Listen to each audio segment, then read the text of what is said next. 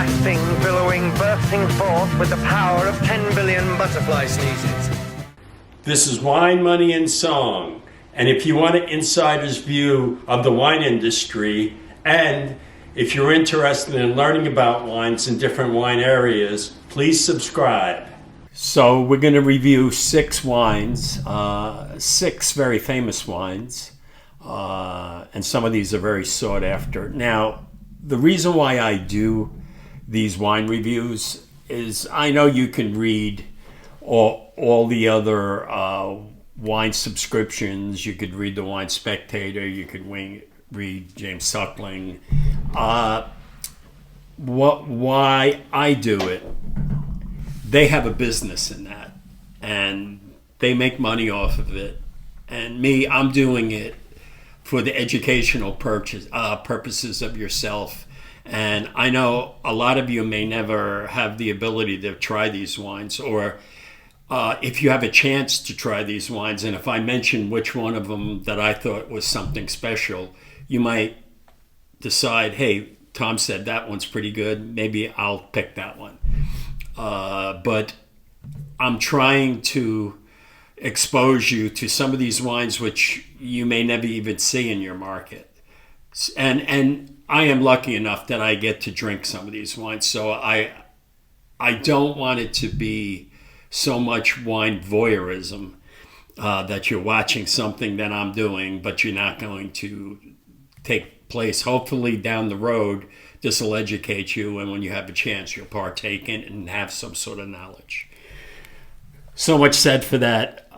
Most of these wines are pretty expensive, and you know I like to recommend value wines, but every once in a while I like to do a little review like this, just so that you can hear firsthand knowledge of these wines.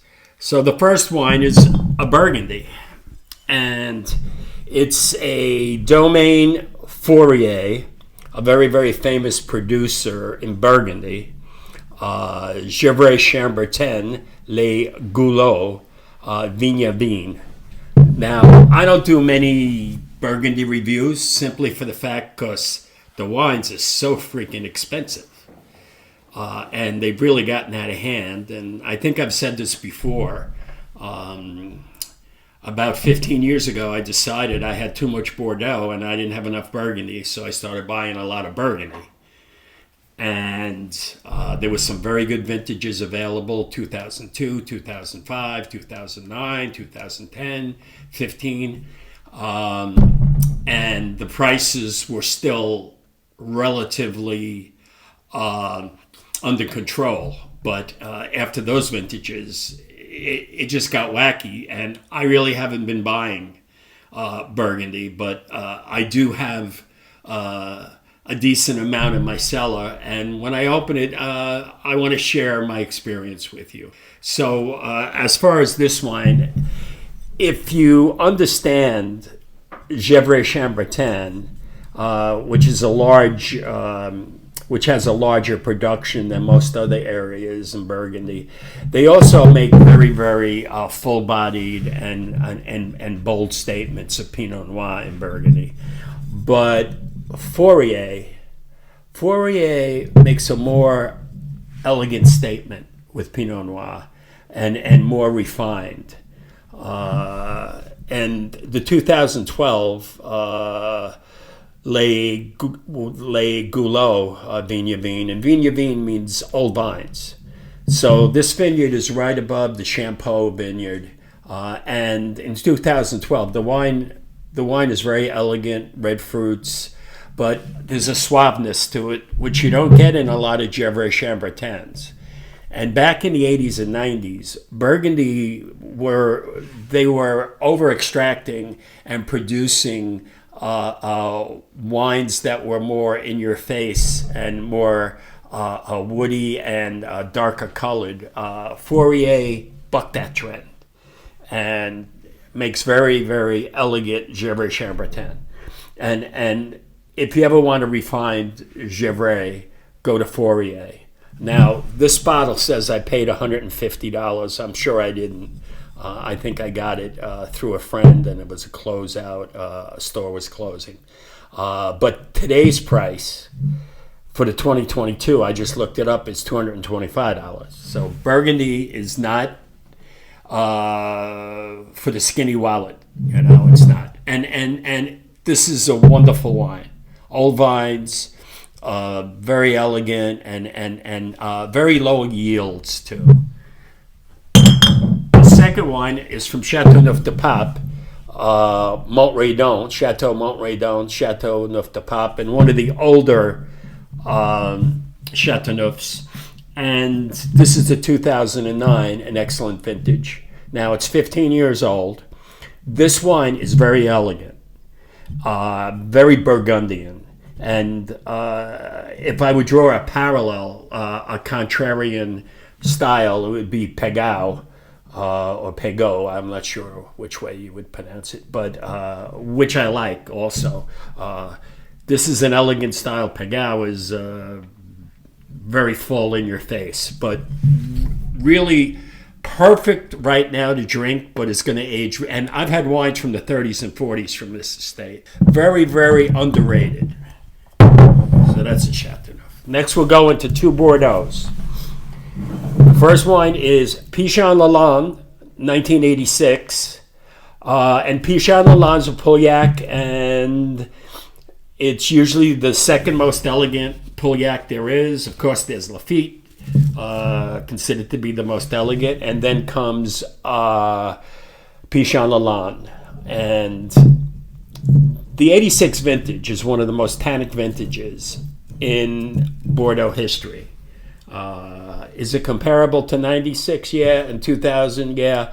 But I remember when I tasted at a barrel and I was finishing up my tastings, and my boss asked me what my overall view was on the 86, and I go, man, those wines are tannic. I says, but some of the wines have the proper balance and the fruit content that it's going to age. Well, some don't. Well, this is one that has the balance, and the tannins have melted into the wines, and it's still a big wine, but the tannins have softened up and rounded out, and it's a beautiful Pichon Lalande. Some of the 86s are still like Chateau Margaux, to me, is still chewy, and a lot of the wines from 86, a lot of them are still very, very hard to drink, and I don't know if they're ever going to be elegant. The second Bordeaux is Certain de Mai from Pomerol, 2010, considered to be a great vintage, but the 2009 and the 2010s are bookend hot years.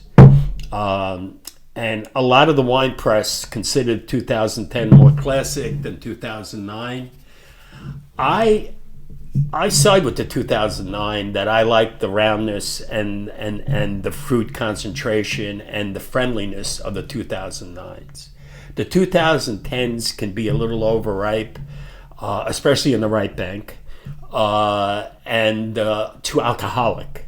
The alcohol levels in some of the 2010 are alarming to me. So this wine, the 2010 Certain de Mai, is very ripe. It's very round, but I don't find the complexity in the wine yet. And it's 15 years old. And the question is the wine going to be elegant down the road? Right now, it's a little bit brutish. The last two wines, two famous wines. We have Chateau Montelena, one of the pioneers in California. Bo Barrett has been making wines there, I think, since the early 70s, and made the famous Chardonnay that won the Judgment in Paris, the 1973 Chardonnay. But they're really known for Cabernets. They're really known. So this is the 2013 Cabernet. And what differentiates Montelena from other Napa Valley wineries is he has a more elegant touch, and he picks a little earlier. The alcohols are never that high, and it's really old-fashioned California Cabernet before they started the overripeness and the extraction. And the 2013 is a lovely wine. Is a lovely wine from a great vintage. And it reminds me of wines that were made 25 years ago, 30 years ago in Napa Valley. So kudos to the 13 Montelena. The second and the last wine today is another 2013 Mount Eden Vineyards in the Santa Cruz Mountains, and it's a 2013.